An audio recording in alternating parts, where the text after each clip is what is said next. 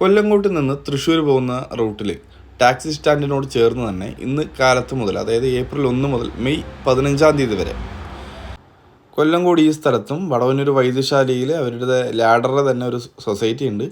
ആ സൊസൈറ്റിയുടെ മുൻവശത്തുമായിട്ടാണ് ഈ 2 സംഭാര വിതരണ കേന്ദ്രങ്ങൾ ആരംഭിച്ചിട്ടുള്ളത്. വടവന്നൂരിലുള്ളത് അവിടുത്തെ ഗ്രാമപഞ്ചായത്ത് പ്രസിഡന്റ് സക്കീരണനും, കൊല്ലങ്കോട് അവിടുത്തെ ഗ്രാമപഞ്ചായത്ത് പ്രസിഡന്റ് സത്യപാലേട്ടനും കൂടി ചേർന്നിട്ടാണ് ഉദ്ഘാടനം ചെയ്തിട്ടുള്ളത്. ഈ സംഭാര വിതരണ കേന്ദ്രത്തിൻ്റെ ഒരു പ്രത്യേകതയുണ്ട്.